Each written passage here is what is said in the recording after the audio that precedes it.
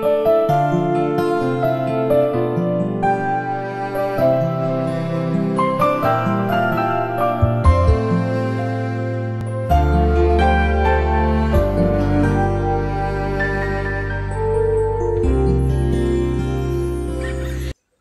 puji Tuhan untuk kebersamaan kita hari ini, bertemu dalam kasih Tuhan. Jadi pada pagi ini kita akan dilayani dalam kebaktian ini, dalam ibadah ini oleh Candy, saudari Candy yang memimpin pujian bersama-sama dengan tim, dan nanti pastor yang akan berkhotbah, dan ya itu saja.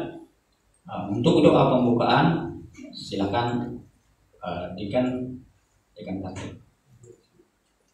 Shalom jemaat. Baik, puji Tuhan. Hari ini saya pun sudah balik, cuma sedikit batuk-batuk. Jadi kalau waktu berdoa terbatuk itu jangan tidur saja, berdoa saja. Jangan tidur saya, berdoa saja. Ya. Baik, mari kita datang kepada Tuhan di dalam doa kepada Tuhan pagi ini. Menyerahkan seluruh kehidupan kita, kesehatan kita, keluarga kita, dan jemaat kita yang lain yang tidak berkesempatan untuk datang beribadah karena pembantuan kepada SOP dan juga apa yang mereka berada di rumah, mereka juga mengalami keadaannya sama seperti kita beribadah di gereja. Di akhir doa nanti kita akan berdoa untuk doa pada kami. Mari kita berdoa. Haleluya Tuhan. Kami bersyukur Tuhan untuk pagi ini, karena kami mendapat pertolongan yang datangnya dari Tuhan. Kami juga bersyukur karena Tuhan memelihara setiap jemaat kami, sehingga pada pagi ini kami dapat berkumpul di tempat ini, di rumahnya Tuhan, supaya kami dapat menikmati hadirat Tuhan dan juga pimpinan Tuhan di dalam kehidupan kami. Kami saling mendorong satu dengan yang lain, dikuatkan di dalam iman dan percaya kami kepada Tuhan. Pimpin kami hari ini. Kami mau datang ke hadirat Tuhan memohon keampunan dosa untuk setiap pelanggaran yang kami sadar atau kami tidak sadari Tuhan. Ampuni kami Tuhan, baik itu perbuatan, pikiran kami, hati kami, bahkan juga yang menghalangi kawan-kawan kami, jemaat kami yang lain. Tuhan, kami akui segala dosa kami di hadapan Tuhan. Sucikan dan kuduskan hati kami Tuhan, supaya kami beroleh pimpinan Tuhan sepanjang waktu. Karena kami percaya pertolongan-Mu Tuhan untuk setiap kami. Kami juga bersyukur karena penjagaan Tuhan kepada kehidupan kami. Kami dapat melalui setiap hari dengan baik, dengan bijaksana, karena Tuhanlah sumber penjaga, Tuhanlah sumber perlindungan kami. Melindungi kami Tuhan dari sebarang kesakitan.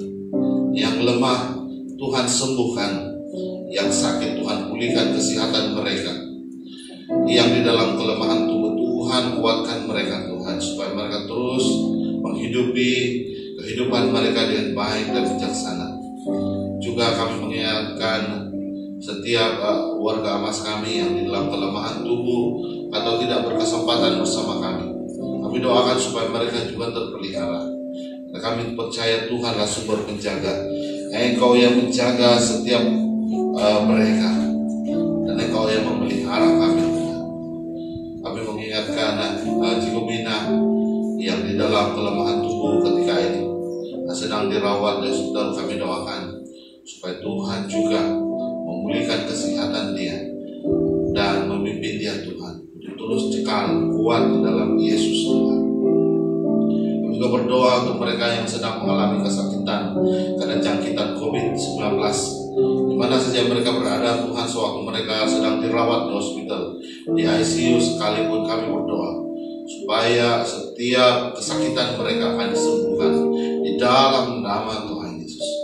Kami juga mengistiharkan kuasa Tuhan berdaulat atas bumi ini, atas setiap umat Tuhan, supaya penularan COVID-19 ini akan terputus dengan luar biasa di dalam nama setiap umat yang percaya Tuhan mengakui kekuasaan dan kedaulatan Tuhan di dalam muka bumi, di dalam kehidupan, dalam setiap pribadi kami. Kami dikuatkan dan diteguhkan dalam iman dan percaya kami kepada Tuhan. Kami bersyukur Tuhan untuk pagi ini. Ibadah kami serahkan ke dalam tangan Tuhan, supaya setiap yang sudah kami persiapkan, biar Tuhan yang memimpin ibadah, puji dan sembah, dan juga terlebih dalam pendengaran akan firman Tuhan. Biar semua yang sudah disiapkan akan mendatangkan kemuliaan bagi Tuhan. Kami jemaatmu akan dikuatkan, diteguhkan di dalam beriman dan percaya kami kepada Tuhan. Sertai biar semua itu Tuhan akan memuliakan Engkau. Terpujilah nama Tuhan. Kami juga berdoa untuk jemaat kami yang sedang mengikuti secara online dari rumah kediaman, atau mereka sedang berada di tempat pekerjaan, di usaha mereka. Tuhan sertai juga, supaya atmosfera yang sama juga mereka akan alami, pimpinan Tuhan yang sama juga mereka akan alami, supaya hadirat Tuhan sentiasa memimpin mereka, kuasa Tuhan, Roh Kudus memimpin mereka. Terpujilah nama Tuhan. Kami menyerahkan semua di dalam tangan Tuhan. Segala pujian dan syukur kami kembalikan kepada Tuhan. Engkau yang tinggikan dan dipermuliakan. Di dalam nama Tuhan Yesus kami berdoa. Doa Bapa kami. Bapa kami yang di surga, dikuduskanlah nama-Mu.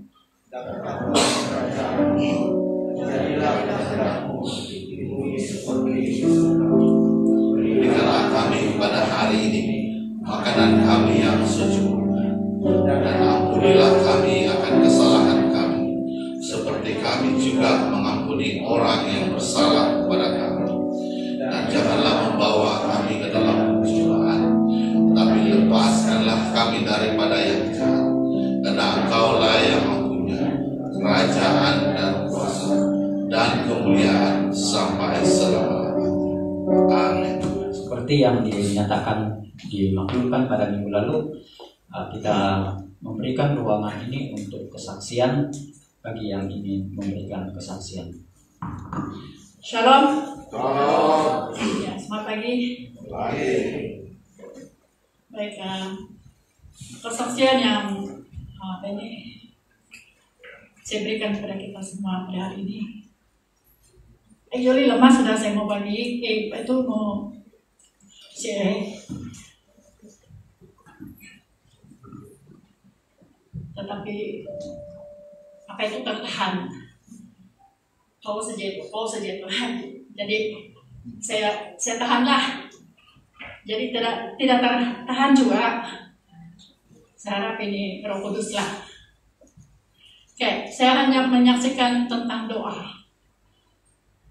Doa di mana kalau kita sungguh-sungguh berdoa kepada Tuhan dan berdoa dalam roh, itu doa kita ada koneksi sama orang lain.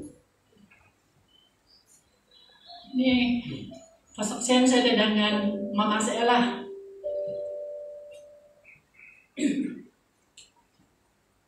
Bapak saya.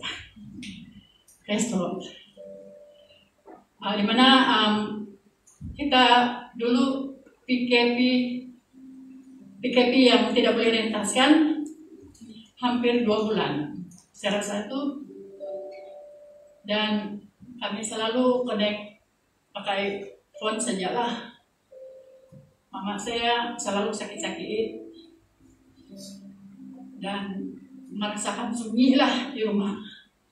Hanya ada adik saya lelaki, dan lelaki sama perempuan tidak sama kan. Kalau dia sakit, dia punya care itu berbeda daripada ibu dan anak perempuan.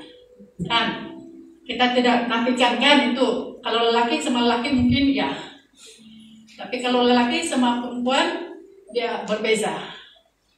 Dia sangat mengharapkan kasih sayang dari ibu, dari anak perempuan juga. Tapi kami punya doa. Saya punya doa dengan dia 1 hari 3 kali berdoa. Dan saya rasa betul-betul ada connection, di mana satu kali saya telepon dia dia tidak sambut. Dan besok hari saya telepon lagi, dia sambut, dan dia tidak sambut karena dia sakit. Dia tidak dengar, dia tidak tahu. So malam itu saya berdoa betul-betul untuk peliharaan Tuhan sama dia. Dan dia cakap, dia menangis apabila saya telepon dia. Dia cakap, saya mimpi semalam dalam keadaan saya sakit perut, saya mimpi betul-betul dan saya tertanya-tanya kenapa ini dunia begini, kenapa ada sakit begini, menyebabkan kami punya keadaan yang tidak boleh bersama-sama. Saya tanya-tanya dan saya teringat satu waktu Lipasik itu musim jipun, dia bilang ada sakit. Ya, saya tidak tahu apa nama itu penyakit, tapi sakit perut sehingga tidak boleh, macam sekarang lah dia bilang, kalau itu mudah menjangkit dan dulu tidak obat. Tapi si Ama dia bilang bapak dialah, dan waktu itu belum lagi kenal Tuhan lah, masih lagi dia di kampung di Soki di Kiau. Bapak dia macam boyon juga akan mensikit lah. Lalu dia ada satu obat dia bilang yang sekarang itu mungkin itu dia bilang sanitizer semua. Ada satu obat yang bila mau pergi rumah orang mesti mau cuci pakai itu. Jadi barangkali keadaan itu sekarang begini, tapi cuma sekarang ini sebab kemudahan dia teknologi baru, dia bilang beginilah. So saya ingat itu ini penyakit bukan yang baru, memang dari dulu pun memang ada. So tapi dulu bapak saya dia bilang panggil itu dia bilang, sebab dia pandai panggil itu boyo percaya dulu lah. Lalu banyak juga sembuh dia bilang. Jadi sekarang ini sudah ganti Tuhan Yesus, dia bilang Tuhan Yesus lah, tidak ada lagi yang dulu dalam mimpi dia. Jadi bukan dalam mimpi dia, itu yang dia ingat yang masa dulu, kenapa masa ada sekarang ini masih ada sakit begini.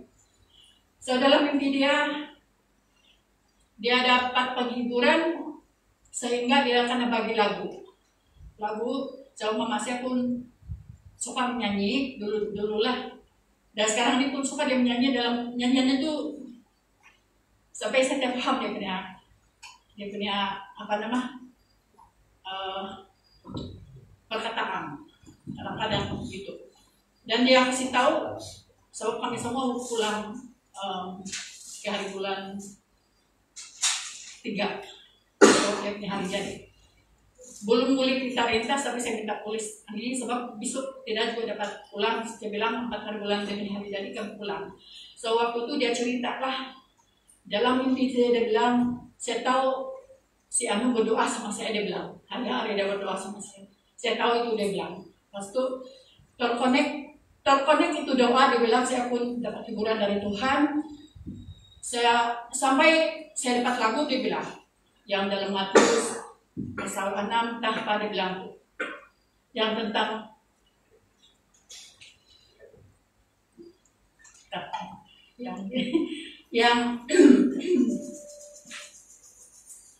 yang menyebut Bethlehem, dia cakap. Pas itu dia nyanyi itu lagu. Dulu saya paham, saya hafal lirik dia pun saya hafal, melodi dia pun saya hafal. Malam itu dia kasih tahu saya, tapi sekarang saya lupa. Dan bila saya pulang saya tanya lagi dia, macam mana sudah lirik, dia ingat. Tapi dia mau kepada pujian Tuhan, bahwa Tuhan itu selalu melihat kita. Kebahagiaan abadi, ada begitulah, kebahagiaan abadi hanya dapat dari putra yang lahir di Bethlehem, begitu. So cantik betul dia punya lagu sebenarnya. So hanya saya mau kasih tahu di sini bahwanya kalau betul-betul kita sungguh-sungguh doa dalam roh dan kebenaran, kita punya doa betul-betul ada koneksi lah, ada connection sama sesama orang yang kita doakan. Ada satu lagi, sama saya pun saya selalu sakit kepala, sakit kepala dan badan semua, dan selalu saya minta urut orang. Sampai bosan hari-hari malam saya minta urut dulu. Satu waktu saya tidak lagi orang sama urut saya bilang, saya disembuhkan, saya sembuh dalam Tuhan Yesus. Terus sembuh betul-betul. So, saya mau ajak kita semua, kalau kita doa, fokus betul-betul doa, jangan tinggal-tinggal itu doa. Apa yang dalam kita doa sesuatu itu doa, jangan berhenti. Itu saja, thank you. Puji Tuhan, terima kasih kesaksian.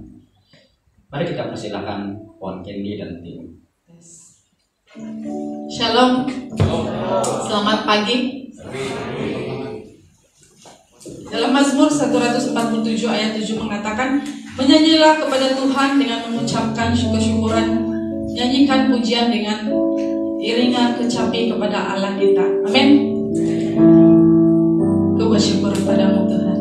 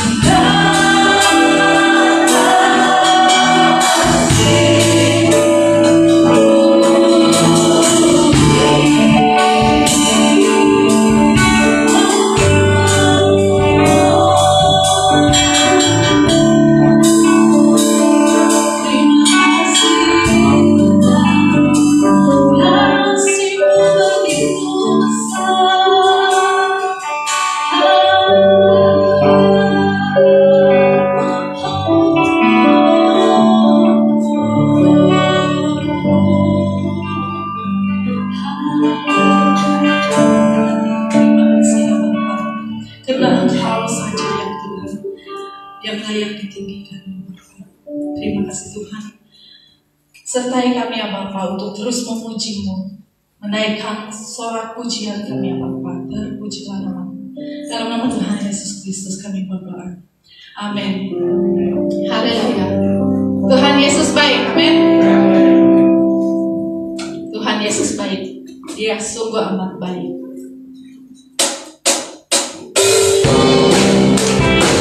Mari kita bertepuk tangan.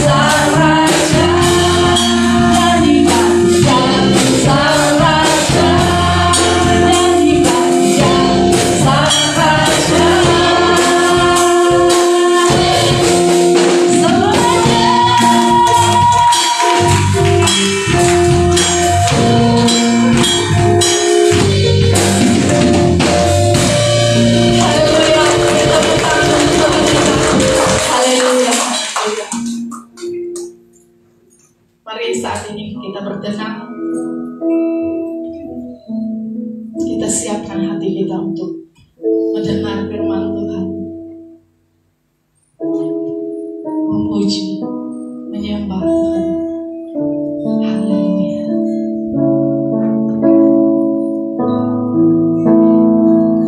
Tuhan,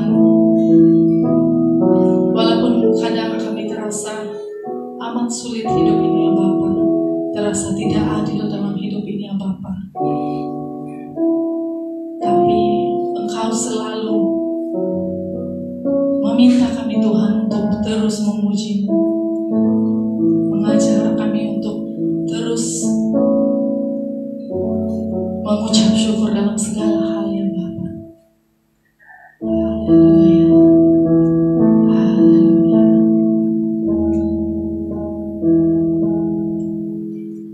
Tuhan, ajarku menghargai waktu-Mu, ajarku berdiam diri di hadapan hadirat-Mu, menantikan pertolongan, kelepasan, damai sejahtera-Mu.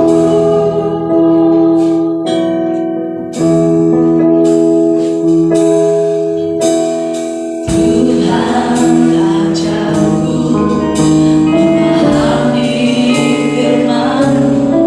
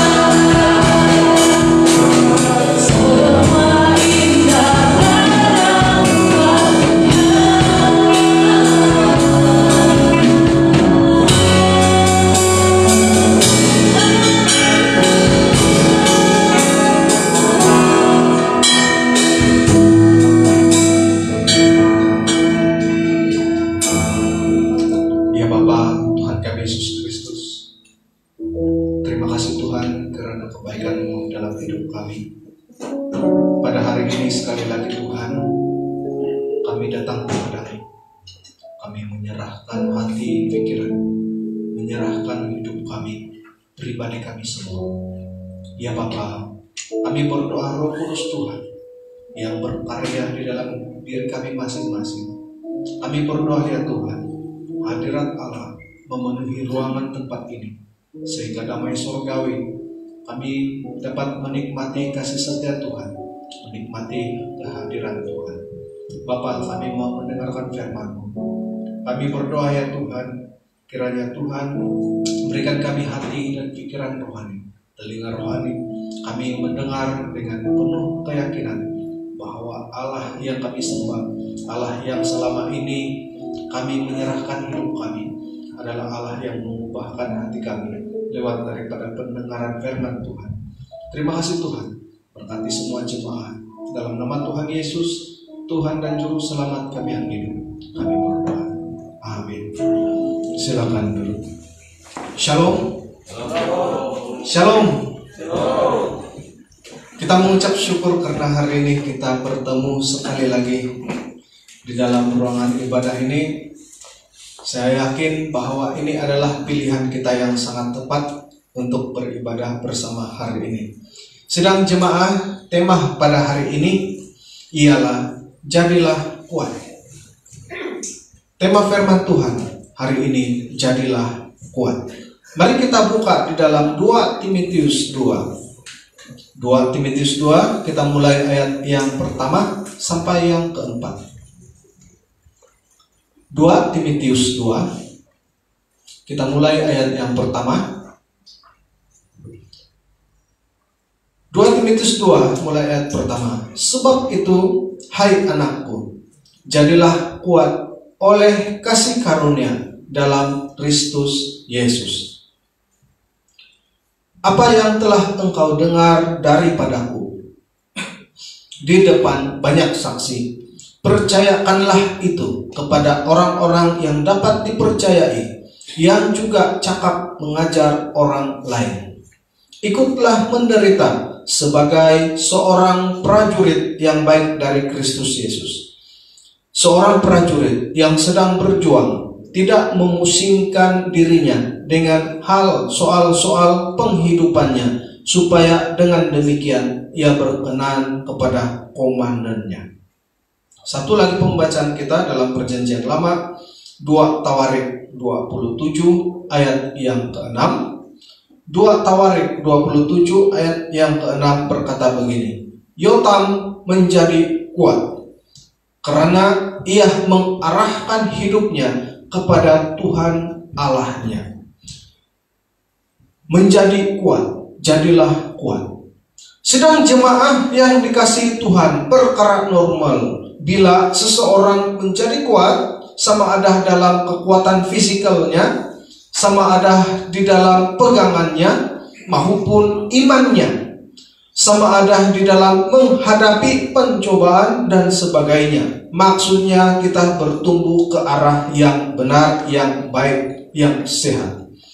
Menjadi kuat, satu daripada tuntutan Tuhan untuk setiap orang percaya. Setiap orang pada dasarnya rindukan kemenangan. Rindu kemenangan, rindukan keberhasilan. Seperti kita membuat suatu pekerjaan atau bisnis kita. Kita mau supaya bisnis kita menuju kepada keberhasilan. Kita mau dalam pekerjaan kita berhasil. Kita mau apapun yang kita perbuat, kita berhasil. Itu adalah kerinduan orang. Tidak ada orang yang mau gagal. Sebab itu kita sentiasa memperbaiki diri kita supaya akhirnya kita berhasil. Sedang jemaah, tidak dapat dipungkiri syarat untuk meraih keberhasilan, syarat untuk meraih kemenangan adalah kekuatan. Tidak semestinya dia berbicara tentang kekuatan fisikal ataupun yang selalu melatih kekuatan fisikalnya, pergi gym dan sebagainya. Tidak semestinya kekuatan fisikal. Sebagai prajurit Kristus, syarat utama bagi kita setiap kita ialah menjadi kuat. Rasul Paulus mengatakan bahwa semua orang percaya sebenarnya berada di medan pertempuran. Semua orang percaya sebenarnya adalah prajurit Kristus. Cuma kita tidak ada baju prajurit Kristus.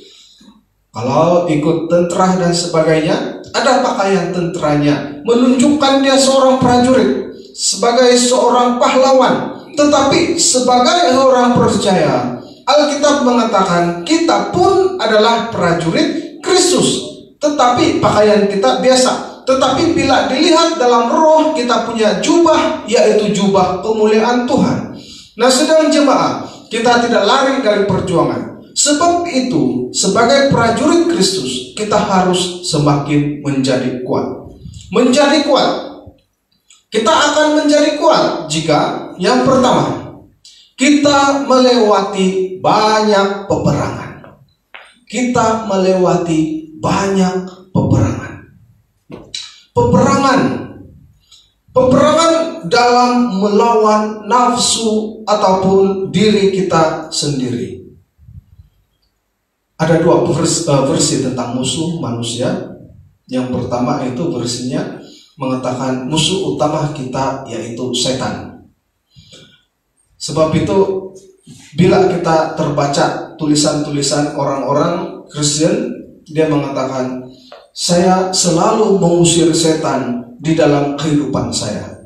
Kalau saya berhadapan dengan bencana, pertama saya usir setan yang menyebabkan bencana. Hai setan pembawa bencana, pergilah dalam nama Yesus. Bila saya berhadapan dengan sakit, saya percaya itu punca dari setan, maka saya usir. Hai setan yang menyebabkan penyakit, keluarlah. Bila saya berhadapan dengan penganiayaan, saya mengusir setan yang membuatkan saya dianiaya. Setan, pergilah. Bila saya miskin, saya doa, saya usir roh-roh kemiskinan dalam nama Yesus. Pergi, tinggalkan saya. Selalu orang beranggapan musuh pertama kita setan. Memang Alkitab mengatakan musuh kita juga setan. Dan musuh kita yang kedua, yang kita tidak usir-usir, yaitu diri kita sendiri, nafsu kita sendiri. Menurut Kejadian, manusia diciptakan dengan segala kebaikan, kemuliaan Tuhan. Tuhan tidak menciptakan kejahatan di dalam diri manusia. Tetapi setelah manusia jatuh di dalam dosa, kecenderungan kejahatan, berdosa timbul di dalam hati manusia, bukan sebab Allah ciptakan, tetapi disebabkan dosa, impak daripada dosa manusia. Dari itulah kecenderungan manusia lebih condong kepada kejahatan, sehingga manusia baru lahir pun dia sudah tahu untuk berbuat jahat, walaupun dia tidak tahu itu jahat. Karena nafsu di dalam diri manusia sukar untuk ditundukkan, dikalahkan. Perjuangan kita walaupun bukan hanya melawan darah dan daging, tetapi melawan juga yang disebut sebagai kejahatan di dalam diri kita. Peperangan kita di medan tempur melawan penguasa-penguasa, roh-roh jahat, juga melawan nafsu-nafsu dalam diri kita. Selalu kita lupa usir, kita usir setan. Setan, dalam nama Yesus, pergi. Yang menyebabkan saya menjadi jahat, yang menyebabkan saya menjadi penuh nafsu kedagingan. Ya, setannya pergi. Tetapi kecenderungan atau hati kita yang condong kepada kejahatan, lupa kita memperbaikinya, berjuang melawan. Sebab itu Tuhan mengatakan, siapa yang mengalahkan dirinya, siapa yang sabar, dia lebih daripada seorang pahlawan. Sebab itu Alkitab mengatakan, nafsu serakah di dalam hati kita, di dalam diri kita, siapakah yang mampu melawannya? Sebab itu hari ini kita belajar, jika kita melewati banyak peperangan, menjadi kuat jika kita berhadapan melewati banyak peperangan, melawan roh-roh jahat, melawan penguasa-penguasa, melawan diri kita sendiri, yaitu nafsu kejahatan. Orang yang sangat baik ialah terhasil daripada orang yang melawan nafsu dirinya, juga melawan roh yang jahat. Sedang jemaah, kita akan menjadi kuat jika yang kedua, kita mengarahkan pandangan kita ke arah yang tepat. Mengarahkan pandangan kita ke arah yang tepat. Saya suka lihat kalau kuda lumba, bukan abang mau beli toto ke Magnum kan, ikut lomba kuda. Tapi dulu saya pernah main juga itu. Tolong orang, tipu orang, toto. Saya pernah kena tolong juga oleh toto, tapi banyak kali kena tipu oleh toto. Suka juga yang game kuda-kuda masuk seringgit. Ada lagi hari ini gitu, ada kan? Itu susah tuh dimusnahkan. Dulu tukar duit 1 ringgit, 20 ringgit tukar duit 1 ringgit. Oke, kasih im dia. Tengok lumba kuda, bukan kuda, betul pun berlumba. Komputer saja yang berlumba. Tengok naik, tidak pandai naik, tidak pandai naik. Kalau kawan sudah pernah kena, kita mau kena juga, ikut lagi. Jadi makan 1 hari semua pergi kuda-kuda. Saya punya adik dulu, adik bukan yang tinggal dengan saya lah, yang satu. Dia pernah terperangkap dengan judi. Dalam setahun, kalau kira-kira berapa belas ribu sudah duit dia untuk beli judi. Tekan nomor, tolong orang, tipu orang, juga lomba kuda, komputer. Nah, saya harap jangan ada lah kan. Jangan ada lagi begitu. Sedang jemaah, kalau kuda lumba, perasaan macam mana kuda lumba? Macam mana? Dia harus ditutupi dia punya muka hadapan, dan juga dia hanya buka mata supaya, dan mata dia di tepi itu dia kasih limpas sedikit dari mata dia, supaya kuda itu tidak akan tengok sebelah sini, tidak akan tengok sebelah sini, tapi dia akan fokus di depan sewaktu berlomba. Lalu bila berlomba, kuda itu hanya lihat apa yang di depan, dan dia akan jalan terus dengan kelajuannya sesuai kehendak penunggangnya. Sedang jemaah, sebagai orang percaya, kita menjadi kuat jika pandangan kita terarah ke arah yang tepat. Menjadi Kristen, kita harus paham arah pandangan kita pergi mana. Arah pandangan kita haruslah menuju kepada salib Yesus. Kita harus melihat salib Yesus sebagai titik arah pandangan kita, tanpa ada belok ke kiri dan belok ke kanan. Maksudnya, jangan kita melihat perkara-perkara lain selain daripada salib Yesus. Saya mau ikut Tuhan juga ini, tapi saya mau jadi populer juga di sini. Saya mau ikut Tuhan juga ini, tapi saya mau main judi juga. Saya mau ikut Tuhan ini, tapi saya mau ada begini juga. Saudara, kalau banyak pandangan, kita tidak dapat fokus, tapi hanya pandang pada yang satu, dan yang lain akan menyertai kita. Nah, sedang jemaah yang dikasihi Tuhan, kita akan menjadi kuat jika yang ketiga, kita terdidik di dalam kedisiplinan dan ketegasan. Terdidik di dalam kedisiplinan, dalam bahasa Melayunya itu terjemahannya ataupun di dalam kamus bahasa Melayu, disiplin itu adalah peraturan untuk mengawal kelakuan, peraturan untuk mengawal kelakuan. Saya ingat dulu masa saya sekolah, saya sering kali kena panggil guru disiplin. Di sekolah paling saya benci itu guru disiplin. Saya masih ingat sampai sekarang muka-muka guru disiplin saya. Sekolah rendah, SMK. Waktu saya sekolah rendah, saya ada 3 sekolah, beda sekolah. SMK ada 2 sekolah. Semua guru disiplin dia saya ingat sampai sekarang, memberi kesan betul guru disiplin ini. Paling saya ingat guru disiplin saya yang sewaktu saya tingkatan 3 sampai tingkatan 5, nama dia Ciku Azhar, kalau dia ada minta ampun, kalau dia nampak. Orang Semenanjung. Dia ini ustadz juga dia nih. Dia punya kegemaran. Kegemaran dia adalah bawa gunting. Bawa gunting. Yalah kalau lelaki ini memang dia tahu lah nih. Kegemaran dia bawa gunting pertama. Yang kedua bawa rotan. Tua-tua sudah kena rotan juga. Waktu saya 3 tahun 5 kena rotan punggung. Tapi kena rotan sekali 2 kali terus ya ingat, jadi pandai terus. Kalau hari ini makan kismis hari-hari masih juga tidak pandai-pandai. Kena rotan terus panggil, pergi balai terus. Bagus dulu rotan. Siapa pernah kena rotan guru? Orang sekarang tidak pernah kena rotan kan? Tapi musim kita dulu-dulu rotan itu biasa. Berdiri di atas kerusi meja biasa. Karena suruh jemur di padang biasa. Karena suruh pelangkat nama di sini itu biasa. Karena suruh bersih tandas biasa. Dulu-dulu siuk jadi orang lamaan. Tapi saya tidaklah terlalu lama. Masih iyalah kan tahun 85 itu dia di tengah-tengah lama dan baru. Dan seterusnya itu sekarang berbeza. Kalau saya tanya anak buah saya, apalah cibu denda kamu? Paling pun dia marah-marah sejak sebab tidak boleh rutan. Nakal kamu, nakal juga dia bilang. Musim-musim apalagi yang dulu-dulu kan? Ada pernah kena tampar cigu dulu? Ada. Saya pernah kena tampar cigu dulu. Melawan. Sebab saya pikir saya kuat. Sebab itu cigu saya hampir sama tinggi dengan saya. Dan dia punya perut besar. Saya bilang ini kalau sparring ini tidak kuat nih.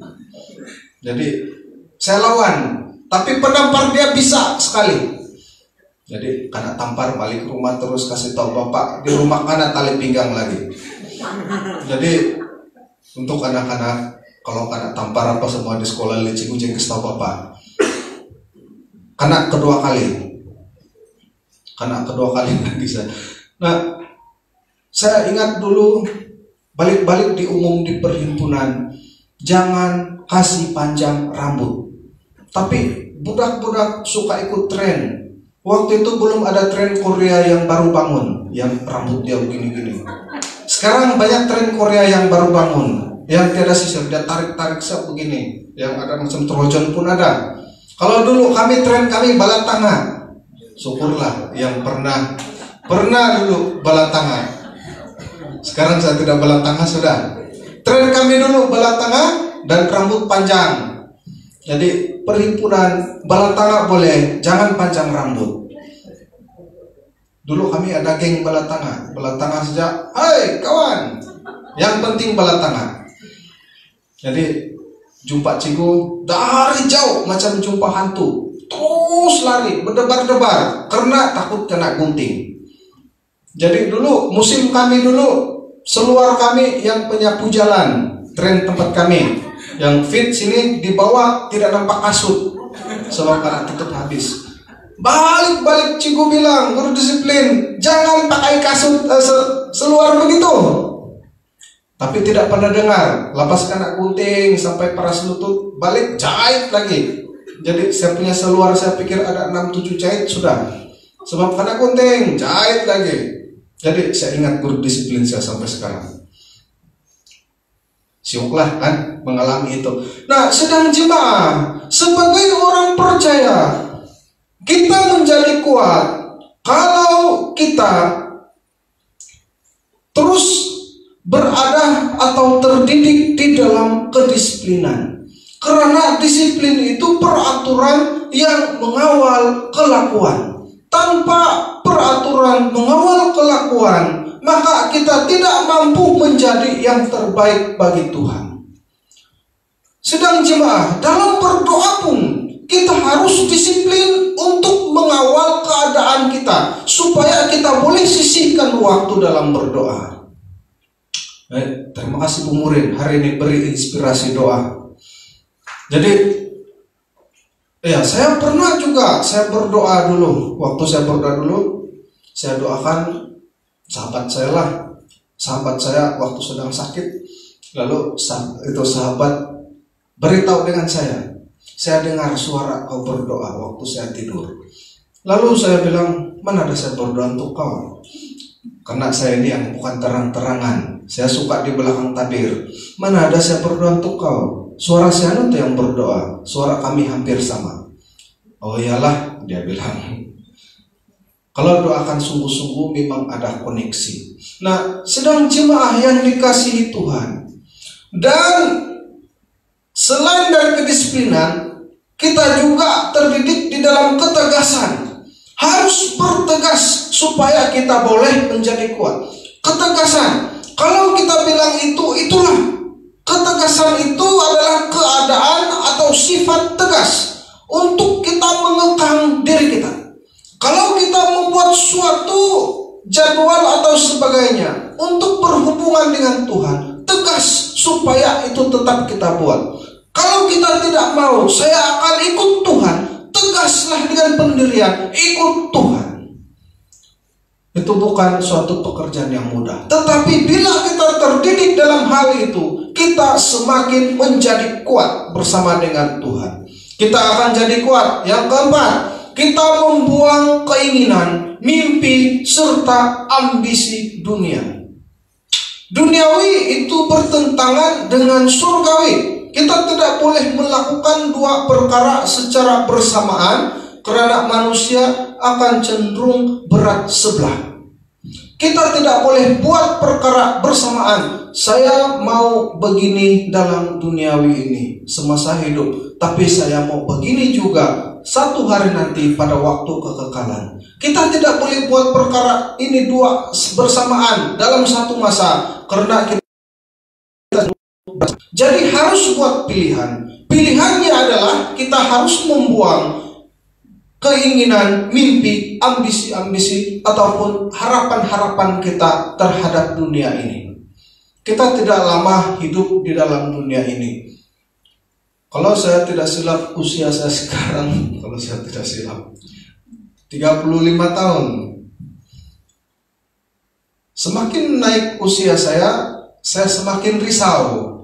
Sebab itu bila birthday saya jarang-jarang, bukan tidak menghargai, tapi saya jarang-jarang untuk ingat birthday saya hari itu. Mungkin kita berbeza. Ada orang yang bila birthday dia datang, dia bersukaria, wah puji Tuhan saya hidup sampai hari ini. Tapi saya berbeza sedikit. Semakin dekat waktu birthday saya semakin risau. Semakin saya menghitung usia saya semakin risau. Sebab apa? Saya tahu setiap usia yang saya hitung, setiap usia yang saya lalui itu memberikan arti bahwa usia yang di depan itu semakin pendek untuk saya menutup usia saya. Jadi saya selalu beberapa waktu asal birthday saya susah tidur kadang-kadang. Sebab saya pikir macam mana rasa kalau sudah mati itu. Birthday itu mengingatkan saya bahwa usia saya ke depan ini tidak sudah lama. Jadi untuk tahun ini 3 tahun saya tidak pernah cek lagi kesehatan keseluruhan. Sebab saya bagi tahu dengan istri, saya risau kalau saya tahu ada sudah tanda-tanda. Nah, sekarang dalam beberapa bulan, bila saya makan, saya akan sakit perut dan saya terus pergi tandas. Saya rasa ini mungkin sebab usia masuk 35-an. Makan terus pergi tandas. Sayang saya makan, saya bilang. Tetapi biasa, kalau sebelum itu makan pergi tandas biasa. Tetapi saya akan sakit perut dan memulas. Lalu saya bilang dengan istri saya, jangan-jangan sebab saya tengok itu sarahan-sarahan para dokter bilang tanda-tanda kanker begitu itu. Kau pergi cek lah, dia bilang. Biasalah paling risau itu pasangan. Kau pergi cek lah. Tidaklah. Nanti saya tahu lagilah saya tidak boleh menikmati hidup ini. Tapi saya berdoa, Tuhan, harap itu bukan. Harap itu karena saya kuat makan. Betul lah. Tapi sekarang saya tidak sudah kuat makan. Dulu saya boleh kasih habis 1 piring, sekarang 2 piring. Nah, sedang jemaah yang dikasihi Tuhan, pentingnya kita menjadi kuat. Menjadi kuat sangat penting bagi orang Kristen karena yang pertama, orang percaya yang kuat akan memiliki prinsip, yaitu sesuatu yang menjadi pegangan atau asas atau lingkaran ruang batas kita punya perlakuan, gaya hidup di dalam Tuhan, dan tidak mudah tergoncangkan. Pentingnya kita menjadi kuat karena orang percaya yang kuat memiliki prinsip. Prinsip itu ialah sesuatu yang menjadi pegangan atau asas hidup kekristenan kita. Nah, asas hidup kekristenan saya simpel saja. Hidup ini anugerah, dan karena anugerah jalani dengan cara menjalani anugerah. Nah, simpel saja. Dan asas inilah saya letakkan di dalam kekristenan saya, iman saya, supaya saya berjalan tanpa saya keluar daripada prinsip asas hidup saya sebagai orang Kristen. Sedang jemaah yang dikasihi Tuhan, kalau kita menjadi Kristen, kita harus kuat. Dan pentingnya kita menjadi kuat, seperti tadi, orang percaya yang kuat akan memiliki prinsip. Prinsip itu ialah sesuatu yang menjadi pegangan atau asas kita, dan lingkaran ruang batas kita, dan tidak mudah tergoncangkan. Sedang jemaah, seseorang yang mudah tergoncang itu yang tidak punya prinsip. Tidak punya prinsip untuk ikut Tuhan. Tidak ada ketetapannya. Saya selalu berhadapan dengan pencobaan-pencobaan daripada segi prinsip-prinsip ataupun daripada segi keyakinan-keyakinan. Saya sebagai pastor pun kadang-kadang saya tergoncang juga jika berhadapan dengan yang lebih logik daripada yang saya pikir. Nah, kadang-kadang tergoncang juga iman kepada iman agama lain. Wah, kenapa saya ikut Tuhan ini saya susah terus? Kenapa yang lain ikut agama yang lain pula senang-senang diorang? Kadang-kadang boleh tergoncang karena kesusahan hidup dan melihat orang lain senang dan mereka tidak seagama. Nah, tanpa prinsip ini kita tidak dapat mempertahankan iman kita. Pentingnya kita menjadi kuat yang kedua, orang percaya yang kuat akan mampu menghadapi peperangan. Orang percaya yang kuat mampu menghadapi peperangan. Ingat baik-baik, kalau kita tidak berperang, sama ada kita dibunuh atau kita yang membunuh. Itu hanya dua pilihan, kita membunuh atau kita dibunuh. Sama ada kita berperang melawan iblis atau dia yang akan membunuh kita. Sama ada kita hancurkan pekerjaan iblis ataupun dia yang hancurkan kita. Dua kemungkinan sahaja. Sebab itu, sedang jemaah, pentingnya kita menjadi kuat supaya kita mampu menghadapi peperangan. Yang ketiga, orang percaya yang kuat dapat menjalankan tanggung jawabnya. Kita masing-masing ada tanggung jawab.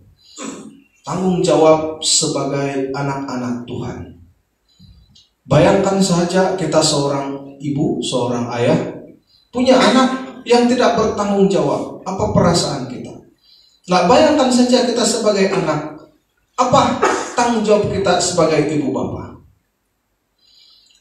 Sedang jemaah, saya terus terang kalau saya mungkin betul, ya saya memang betul apa cakap Bu Murin tadi, seorang lelaki tidak sama dengan perempuan dalam hal menjaga atau merawat ibu bapak. Saya terus terang, saya jarang untuk tanya kabar ibu bapak saya. Waktu bapak saya sakit hari itu, saya tanya, sehat? Tidak. Jadi kalau tidak, banyaklah dia kasih ikut di sana. Saya begini. Saya baca sempitas saja, oh Tuhan sembuhkanlah dia, tolong dia. Lepas itu tidak ada perasaan pun, emosi pun yang terlalu. Cuma mengharap dia sehat. Tapi kalau saya punya adik bungsu bilang bapak mama sakit, boleh-boleh dia mau menangis. Kalau di rumah ada tolong masak dan sebagainya. Berbeza sekali. Ya mungkin ini kali beza lelaki dan perempuan. Tapi tidak semestinya lelaki itu tidak ambil peduli. Cuma daripada segi bersikap emosi. Waktu mama saya sakit, dia bilang, saya masuk hospital ini, saya mau kena tahan. Saya jaga, ada belanja di sana. Kalau dia bilang tidak jaga, saya boleh jaga. Tapi biasanya saya akan tanya, ada belanja di sana. Nah, kalau adik bungsu saya perempuan, dia nangis. Itu bezanya lah. Tapi mungkin sebab lelaki ini ada ego sedikit kan. Yang pertama, mahkota kehidupan semua orang percaya akan dapat. Yang kedua, mahkota kemuliaan hanya kepada orang-orang yang benar-benar melayani Tuhan yang akan dapat. Sebab itu, sidang jemaah, saya mau mengatakan kepada kita, kita harus menjadi kuat supaya kita pun dapat melayani Tuhan. Kita pun dapat melayani Tuhan dengan apa yang ada pada kita. Karena mahkota kehidupan dan kemuliaan tidak sama. Mahkota kehidupan, hidup yang kekal. Mahkota kemuliaan adalah kemuliaan yang Tuhan berikan kepada orang-orang yang mengasihi melayani Dia. Sebab itu menjadi orang Kristen harus melayani Tuhan juga. Jangan hanya percaya. Menjadi kuat membolehkan kita untuk setia sampai akhir dan melayani Tuhan. Yang keenam dan terakhir, orang percaya yang kuat mampu menghadapi keadaan yang kita tidak harapkan. Satu prinsip saya dan saya selalu beritahu jemaah, teman terbaik kita itu adalah apa? Masalah. Teman terbaik kita itu adalah pergumulan-pergumulan. Jadi untuk dapat melewati semua itu, kita harus menjadi kuat. Untuk berhadapan dengan perkara yang di luar kawalan kita. Kita manusia biasa, ada perkara yang di luar kawalan kita. Perkara yang bertentangan dengan sangkaan kita, dengan dugaan kita. Perkara yang di luar kemauan kita. Saat kita berhadapan itu, maka kita boleh melewati. Kita mau baik-baik saja, tapi keadaan tidak baik. Kita mau begini, tapi keadaan sebaliknya pula. Nah, dia menimbulkan masalah, pertentangan pada kita. Saat kita menjadi kuat, itu mudah saja kita lewati. Sedang jemaah, saya menutupi dengan sebuah cerita. Seorang lelaki berjumpa dengan seorang raja. Lelaki ini berkata, "Kenapa saya? Apa saja yang saya perbuat saya gagal. Bolehkah Tuanku Raja ajar saya supaya apa yang saya perbuat saya boleh buat dengan benar?" Lalu raja itu tersenyum. Biasanya raja ini saat dia tersenyum, dia senyumannya penuh dengan makna. Lalu dia kata, "Mari ke depan sini Bapak." Dia menyuruh orang lain mengambil pasu. Dan ada bunga lah pasu itu. Lalu kata raja, "Ingat baik-baik, karena kau datang kepada saya, maka kau sudah merisikokan nyawamu. Jika yang saya mau engkau gagal patuhi, engkau kubunuh," kata raja itu. "Pasu ini letakkan di kepalamu. Saya mau engkau mengelilingi istana ini. Kalau pasu ini rebah, jatuh, pecah, engkau kubunuh. Syaratnya, jangan pernah menyentuh pasu ini yang saya letakkan di kepala. Pandai-pandailah kau jaga pasu ini supaya tidak jatuh. Asal saya nampak, orang-orang saya nampak, engkau memegang pasu ini. Waktu mau jatuh, engkau menahan-nahan, maka engkau kubunuh juga." Lalu susah hatilah lelaki ini. "Saya datang minta solusi kepada raja. Kenapa raja mau membunuh saya pula, mendera saya?" Lalu karena takut, dia akur dan dia pun meletakkan pasu di kepala. Dia berjaga sepanjang perjalanannya supaya pasu itu jangan jatuh. Dan dia menahan tangannya untuk memegang, karena bila dia sentuh saja pasu itu, otomatis dia akan dibunuh.